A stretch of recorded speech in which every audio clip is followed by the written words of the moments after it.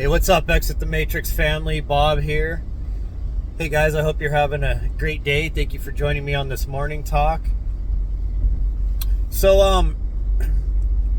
I've been doing a couple episodes here on video game theory, kind of breaking down all the components of that. And for the most part, it ties in with simulation theory. It's an interesting way to break all this down. But here's the thing, guys. I'm going to go and skip over till tomorrow to pick that back up. I wanted to talk about something totally different.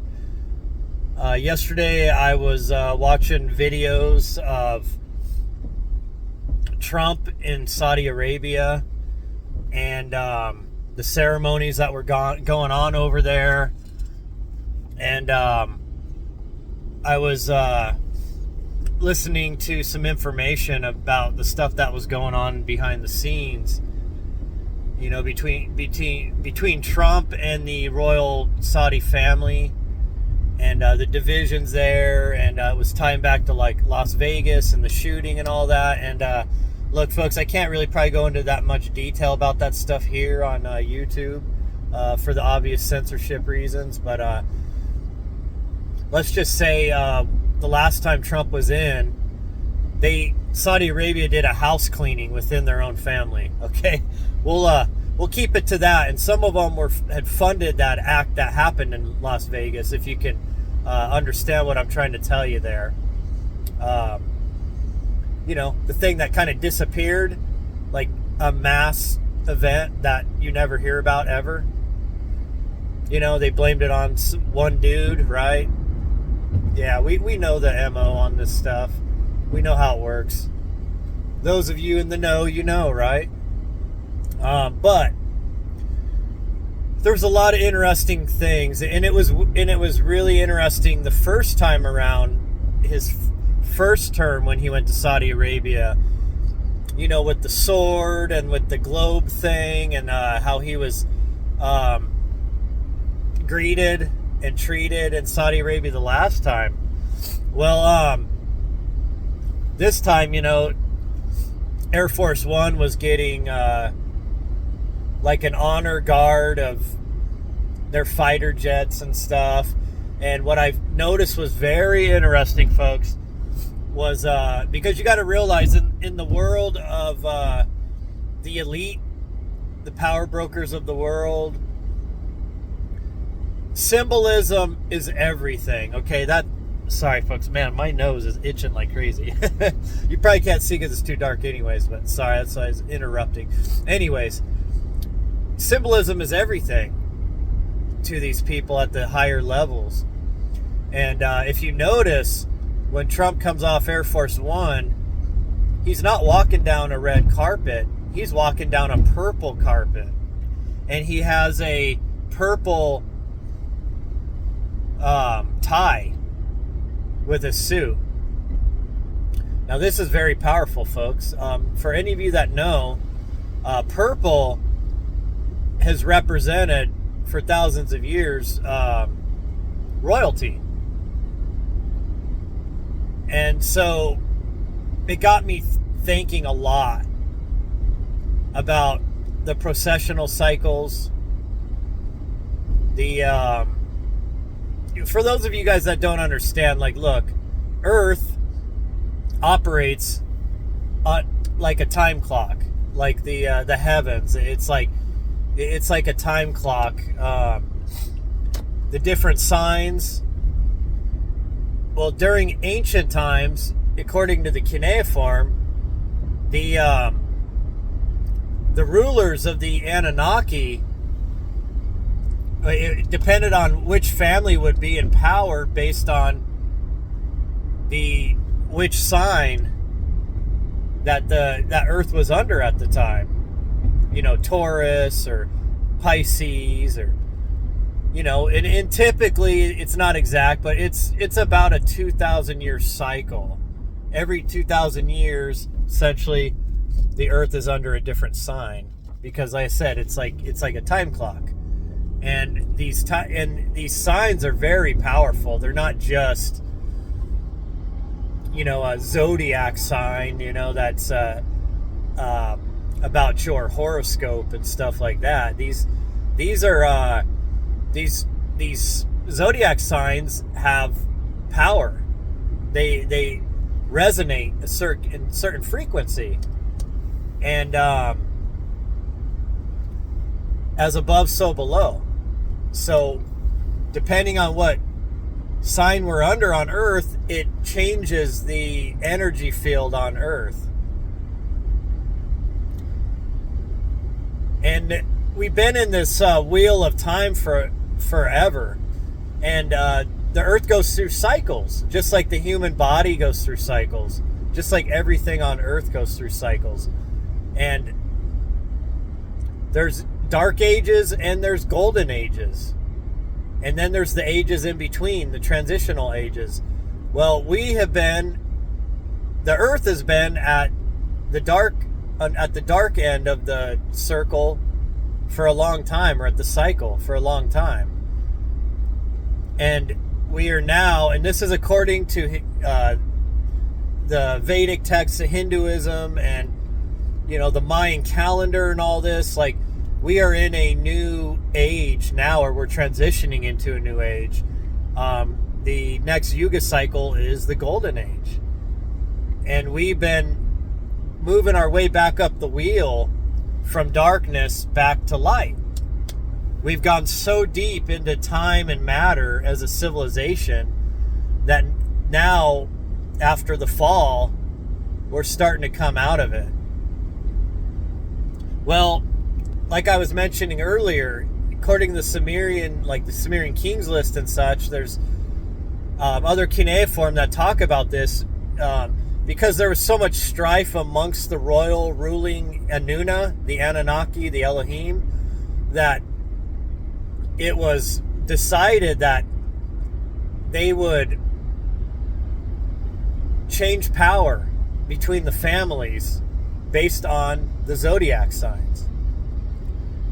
And so whatever, faction or family was associated with a certain sign, when that sign came up, the power would hand over to the other family, and rulership of Earth would change. And the two main families, the Enkyites and the Enlilites, were the two main families that this power would get handed back and forth. Well, this happened for a long time normally, but then there was a problem with Marduk, the son of Enki, when Enlil's family was supposed to get the power back at this, changing of signs. Marduk tried to hold on to that power, and that's what caused these wars you read about in the Bible, and the destruction of Sodom and Gomorrah and all these. It was Marduk did not want to give up the power back to the Enlilites, and so there was wars, and they used humans as their cannon fodder to fight these wars out. But eventually, the Enlilites took back power right around the time of Yeshua. See, Yeshua understood what was going on there. He knew that this time of Pisces was going to actually not send humanity into the Golden Age. He understood that it was going to send humanity into darker times even. And of course we had the Middle Ages, right? The fall of Rome, the Middle Ages. Then you had this religion that was supposedly created in his name by the fall of Rome, by the Roman power structure that was quickly losing power, and the Goths and Huns were at their gates and were invading Rome, and they were even bringing the Goths and Huns in and allowing them to keep Roman land and to join their army, and that kept. And then the Goths and Huns would just take over parts of Rome, and they wouldn't give it up. And now they were trained by the Romans, and they were armed by the Romans. So It was like an invade, kind of like what we've been seeing in the U.S., right? Maybe not militarily, but what's been going on in Europe and America with these forced immigration invasions by the UN and by NGOs and by the Vatican and by the Judean state and all that, right? They were the ones involved in that. So anyways, we went through a dark age. And that was the age of Pisces. That's why you always see Jesus represented as the fish, right? As Pisces. You always see people on their car, right? They got the little fish symbol. And they'll say, well, it's because he fed people with fishes. Well, that was symbolic of that sign that Earth was going under during his time when he was here. See, he ushered in the next phase. It wasn't him that wanted the Dark Ages. It was these people that took his teachings, remixed it, changed everything to suit them and their power structure and their grip on humanity. And then for 2,000 years, we've been under Pisces. And we've been in the Dark Ages. We've had little bits of like spurts, like the Renaissance and possibly this Tartarian stuff. I'm still kind of on the fence about all that. You know, I don't know how much of that's people's like imagination and how much of it is legit, but it wouldn't surprise me if they were hiding a massive civilization and, you know, an empire that crumbled maybe and they tried to hide the history. Who knows, folks? But the point I'm trying to make is that according to cuneiform, about every 2,000 years, the power changes families. Well, as you guys know, we're moving into that next sign of Aquarius. So what that means, if the Anunna, the Elohim, are still here, the Watchers, and if they're still in power and they're ruling from behind the scenes, then that means it's time for the power to be handed over to the other family. And look, folks, we all understand, right? You all know this, right? Every U.S. president has been connected to royal bloodlines that go back to Europe. Even Obama was, through marriage and stuff.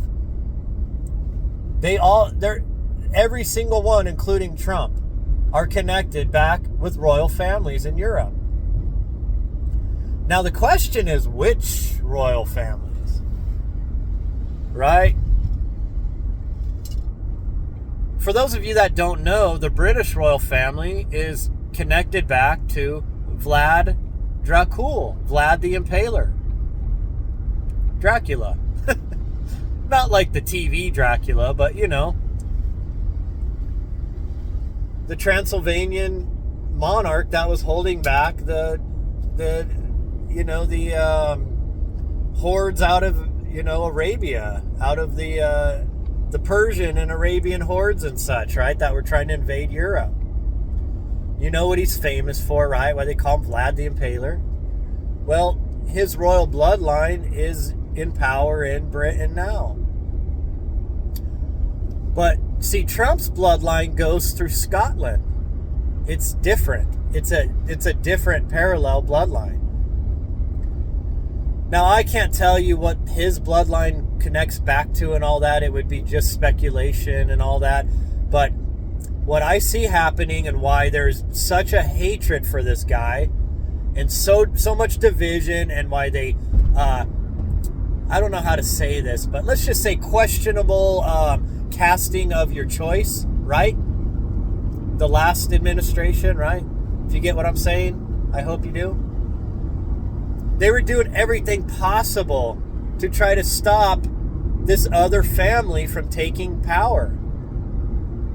Now, see, the Arabs, folks, at least the people in the power structure of a lot of these rich Arab states, they know the stories of Enki and Enlil. They know the ancient cuneiform stories. They know that's the home of where those cultures started, Mesopotamia. They know this, and they know that there's this processional change of power. And that's what I truly believe is going on here, folks. I think that Trump is the figurehead of the other family taking back the reins of Earth. And I think that for the other family was trying to do everything they could to retain power. And they were building this globalist system to try to enshrine or, solidify their power so that it couldn't be, so they wouldn't have to give it back. Kind of like Marduk did. The last time when the Enkyites were in power, and Marduk wouldn't give it back to the Enlilites.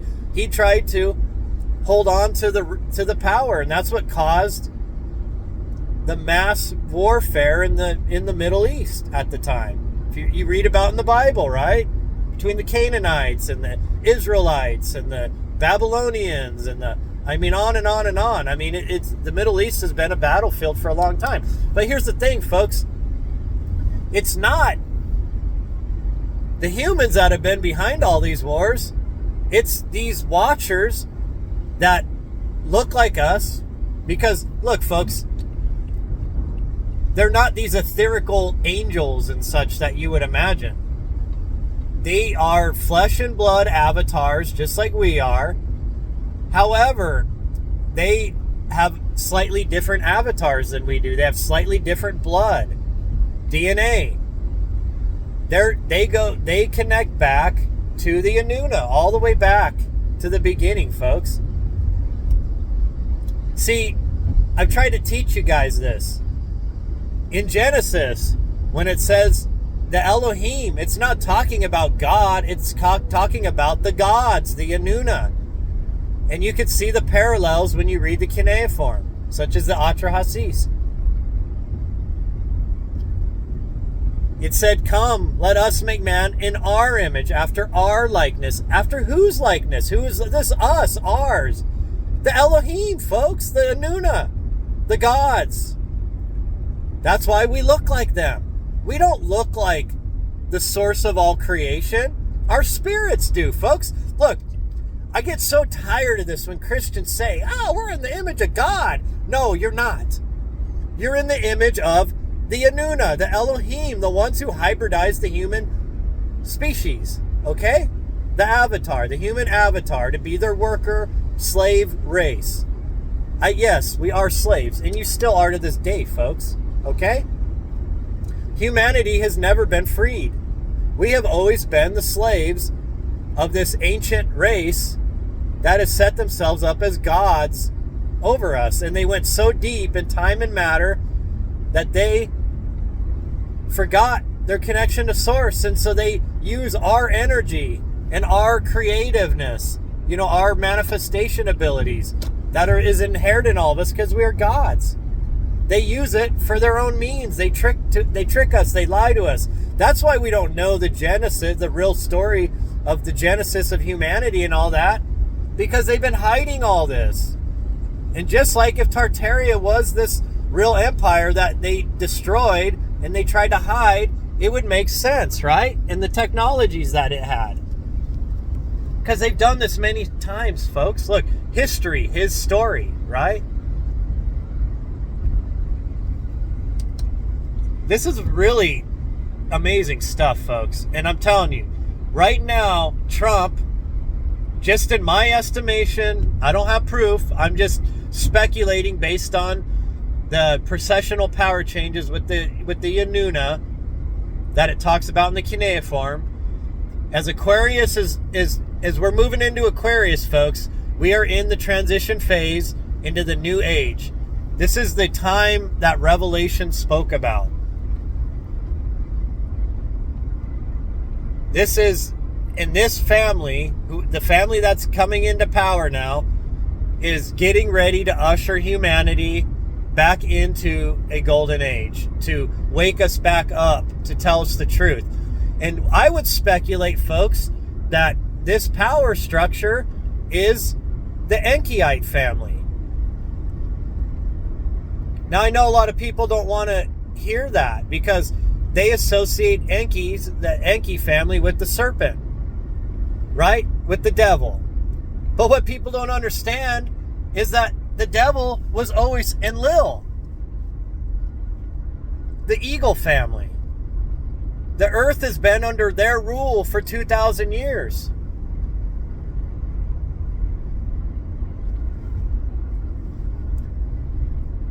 And if you remember in the Garden of Eden, Enki, the serpent, was the one who made Adam and Eve self-aware of who they really are.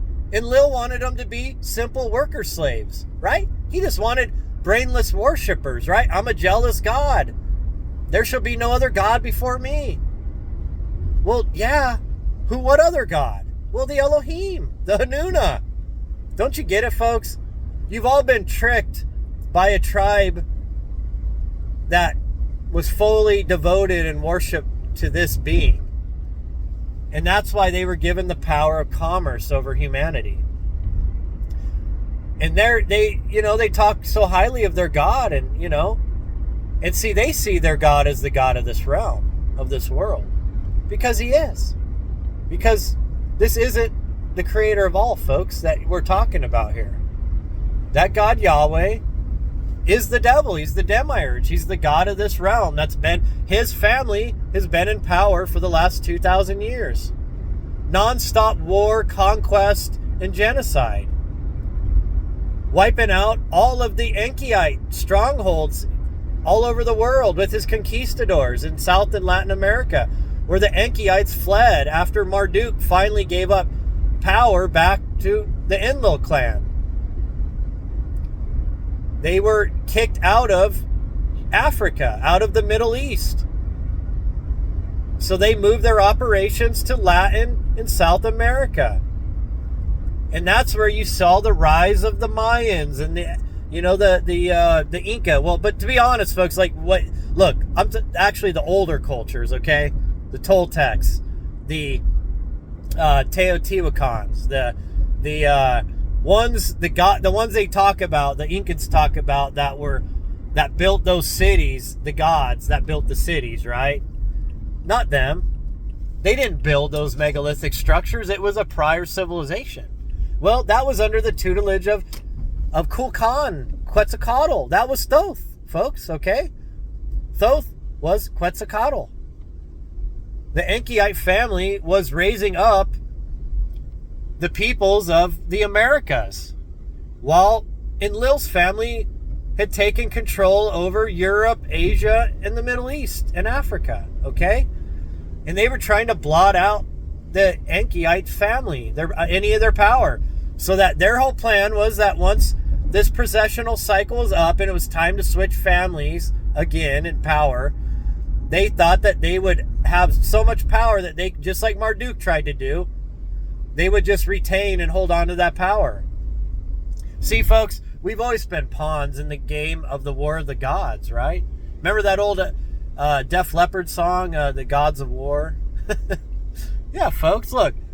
All these wars you think are all about humans fighting each other between religions and all this. Well, yes, those Abrahamic faiths are all tied back to Enlil. But it's always been a war between the Anunna. See, they control the game board, folks. We're just the pawns, okay? And they don't want to go home, back to source, to the true creator. See, folks, our spirits are in the image of the creator of all, of source. Our bodies are in the image of the Anunna, the Anunnaki, the Elohim, the Watchers. I don't understand why this is so hard for people to get it through their dead skulls. It's simple, actually. And once you understand this stuff, it starts to make more sense. Trump's being brought in as a ruler, as a king of the earth. That's how he's being treated in Arabia right now, okay? And that's because they understand at the higher levels this power structure between these families, because it all started in Mesopotamia, folks. And they're welcoming one of their leaders from that family, if not the main figurehead that's changing the whole world global order right now. He's destroying globalisms. He's sitting China back in the corner. And I know a lot of you are going to scoff at me for this, but look, China is becoming obedient. They're stepping down. Doesn't mean they're not going to still secretly do stuff and try to hold on. But no, folks, look, this is bigger than nations, okay? This is bigger than nations.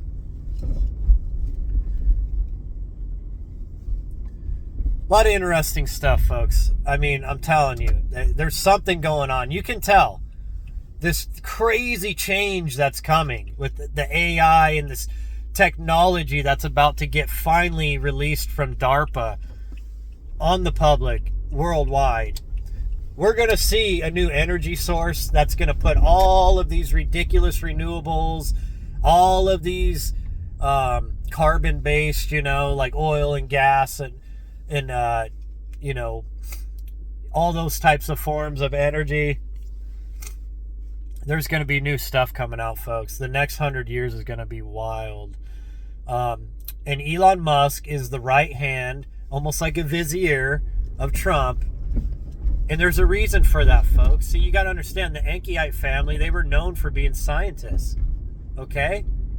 And you all know about the whole Trump's his uncle and Tesla. And now you got Trump and a Tesla-like character in Elon. I'm telling you, folks, this is deeper than you could ever imagine. If you ever watched Elon talk in the way that he is, you can tell this dude is not fully human, okay? There's a lot going on, folks. And I know a lot of you are probably going to laugh at all this, and that's fine. Look, I'm just theorizing, folks. I'm trying to look at this from a different lens than most people or pundits would, because I understand how the Anunna, they have these processional changes of power every 2,000 years or so. And we are moving under a new sign here, a new zodiac sign. And that power is being handed over, and we're in the transitional phase, folks. Now, one thing that is good about the Enkiite family is that because they're more science-based, they're more, they're different. The Enlilite family is more of a war family. The Enkiite family is more of a scientific family. So what they're going to do is they're going to start leveling up the scientific technologies around the earth. They're going to be upgrading human technologies, and they're going to be awakening us back to what we are. They're going to remind us. Just like they did, just like the serpent did in the Garden of Eden. That infuriated Enlil. He told him the truth. All of this is going to be coming out, folks. And it's going to be tied in with the quantum physics and everything with these supercomputers. AI, folks. Isn't it interesting that how all of a sudden Elon Musk is one of the main players in this bringing in of AI and robotics? Well, folks, who was it that fashioned the human worker avatar to begin with to alleviate the work of the gods in the Atrahasis? It was Enki and his family were the ones that were working on the Homo sapien, on the Adamu. And what are they doing now that they're coming back into power? They're building another worker class to alleviate the work of the gods. Us, folks. We're the gods. We're the Agigi. Don't you get it? Now, I'm not saying we were the Agigi in the past, but we are now like the symbolic Agigi of this time. Okay? And just like in the Atrahasis, you got the two powers, the families struggling over control of humanity. And now the Enkiite family is coming back into power. And now they're fashioning a new worker, class, whatever you want to call them. But this time they're doing it with technology, with robotics and AI, to replace the work of the gods, of the humans this time. Okay? It's the same cycle, folks. We're in a cycle. Don't you see this?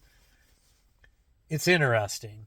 I mean, just go look at the videos of Trump over there in Saudi Arabia.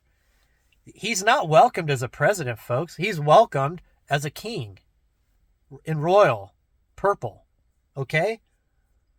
Even in the prince met him in person on the purple carpet. They say that the prince never meets anybody directly. It's always his aides or his advisors that meet with dignitaries. This is major, folks. Look, This is a reordering of the world order. The Enlil-lite New World Order is collapsing.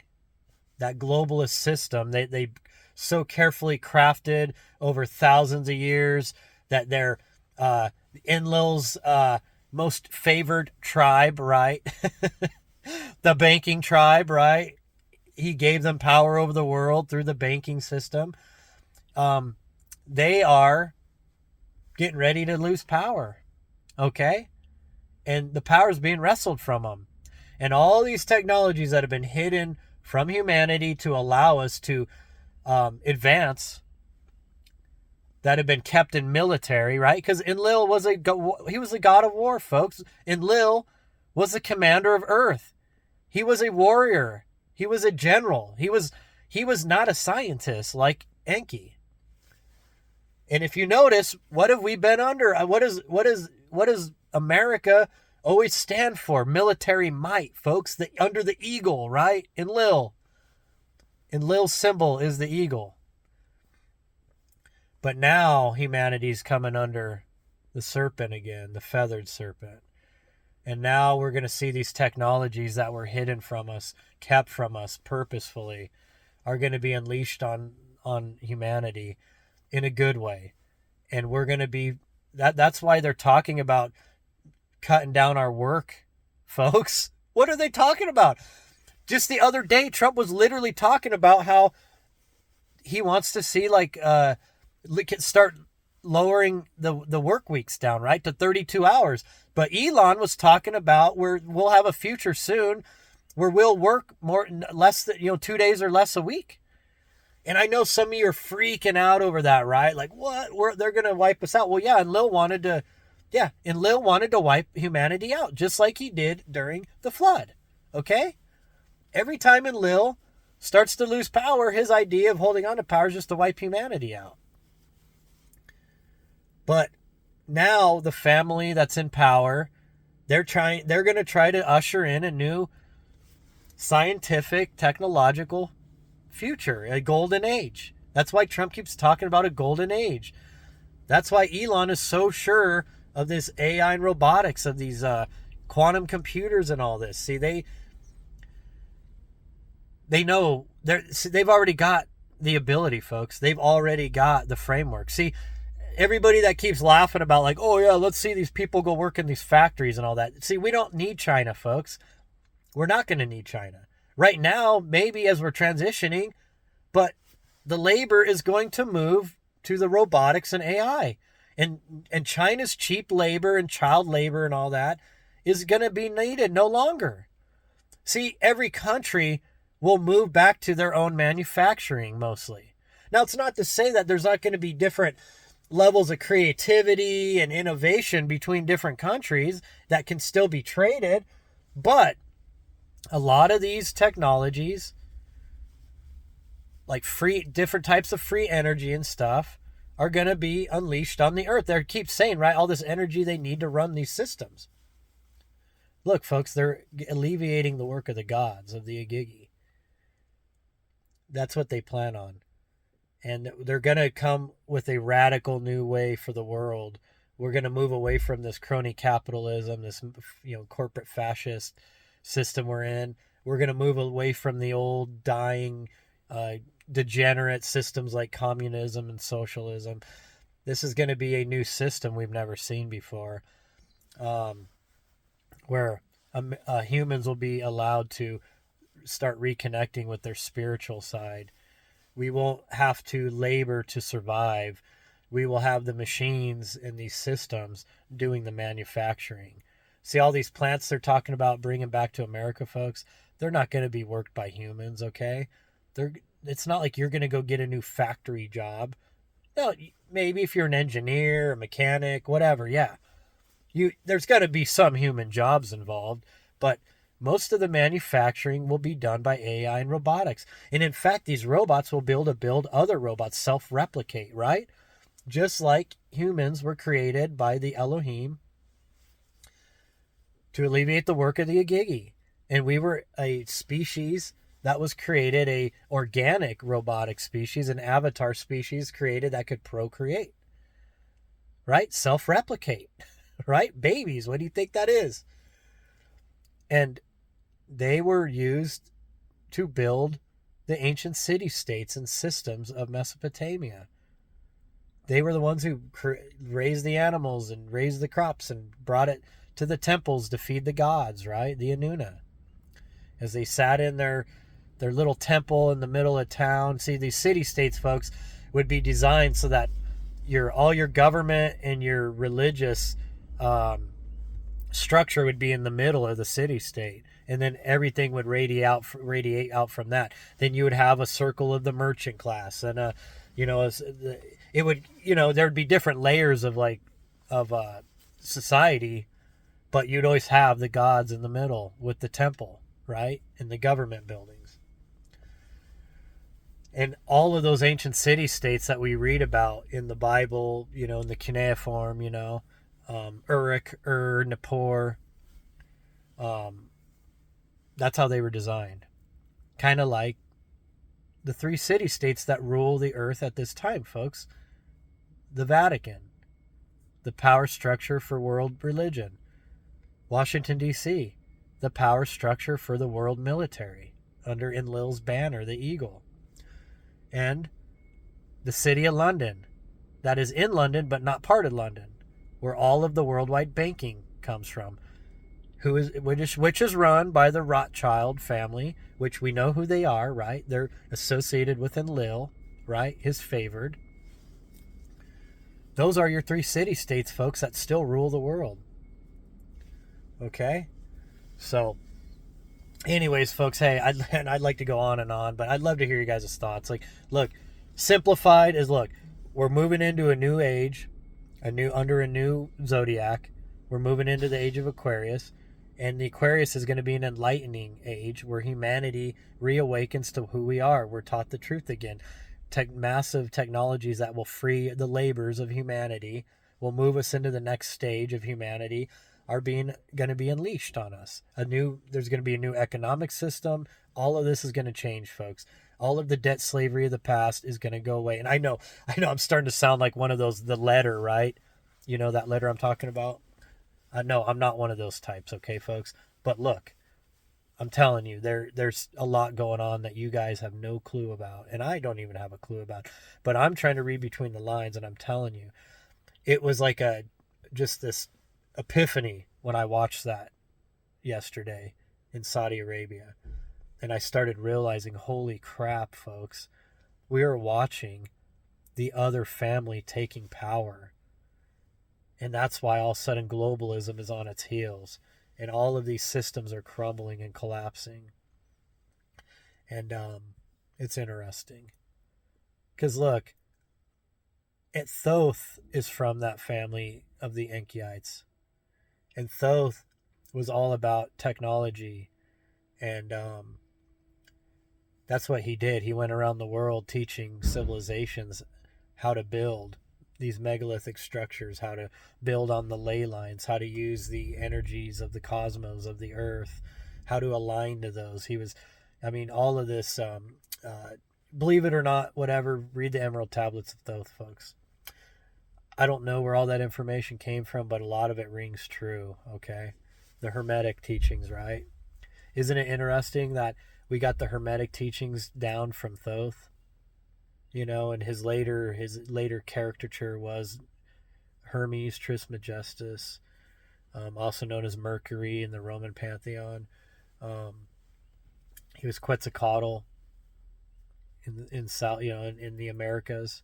Kulkan, he had a couple different names, but it's the same character, right?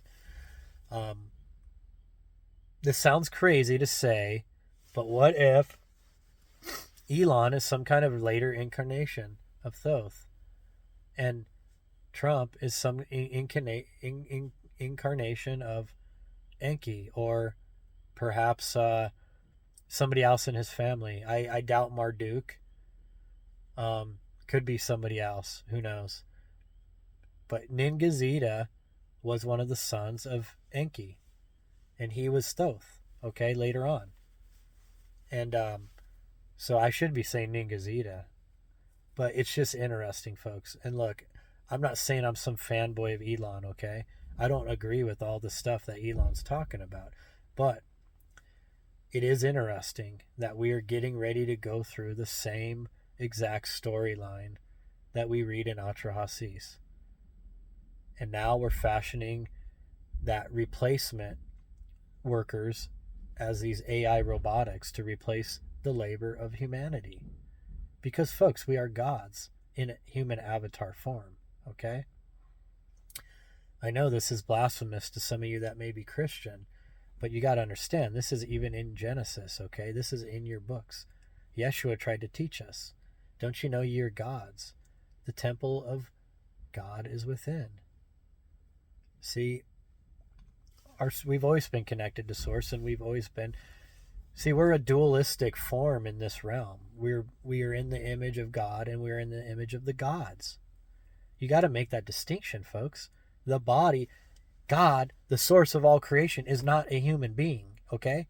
These are fashioned after the Anunna, the Anunnaki, the Elohim, the Watchers, the angels, if you would like, okay? And that's why angels could replicate with human beings in the Bible, okay? Because we're designed like them, interchangeable. It's not hard to understand, folks. Oh, well, they were these sons of God, were like these, etheric flying beings that could, like, they had this magical way of becoming solid so they could sleep with women. Like, no, they were just different avatars from the human avatar, walking the earth just like us. Okay, folks? And we were fashioned after them, so we had the same anatomy of them. Same bipedal structure, right? And that creation of those human workers were so beautiful that some of the Anunnaki start taking a liking onto them. Even though they were female Anunnaki, and from the sounds of it, like Anunna and some of these others were absolutely stunningly beautiful. But maybe they're, dude, look. You've heard the stories, right? And, pre-Civil War South. Look, the masters like to play sometimes, okay? They may have their beautiful wife, but they're going to go still play with the workers, if you get my meaning, okay? I'm not trying to be crude, folks. I'm just trying to make a point here. Like, look, those stories are there trying to tell us, but you've been taught differently. You've been taught deception. So, anyways, interesting stuff, folks. So, if any of you guys are interested, if you haven't heard yet, I offer the Zooms one-on-one. You get a copy of the Zoom, your donation for my time. Most of them that I book are typically 2 hours, because in a lot of times we always go over. I've never had one Zoom that hasn't gone over, because it's once you get to talking to people that talk on a different level and that you can freely speak to, you'll find that the conversation it's amazing. And I love doing those, actually. I wish I could literally, when I got off work every day, I could be booked with Zoom after Zoom after Zoom, because I love doing it. And you guys are fascinating. Some of you just have amazing minds. I mean, you're teaching me, and I'm like trying to catch up. But a new thing I'm offering with that, folks, you book a Zoom with me, I'll send you a gift of rhodolite garnets, the purple garnets, rare garnets that I collect, as a nice little thank you gift. I have a big stockpile of them. I go garnet hunting all the time. I don't have anything to do with these things, I'm not like a gem cutter or something. And when I go to the gem cutters around where I'm at, they try to rip you off because they want to buy them off you for nothing, and then turn around and sell them for thousands a carat, once they cut them. And I understand there's a lot of time and work that goes into cutting gems, but at the same time, they want to give you pennies on the dollar, right? So anyways, I would rather give those out as a gift to you guys, because they're a powerful gem, tied in with your heart and your crown chakra. So you can use them, or these, instead of selling them to somebody for nothing hardly, so then they can get rich off of them. I'd rather you guys use them for your own whatever, for meditation, for prayers, for whatever, just as a trinket, just as something to look at or play with or whatever. Or go sell if you want to. I don't care. If you know somebody that cuts gems, have them cut them for you. But anyways, guys, I appreciate you guys. I love you guys. And I'll talk to you later.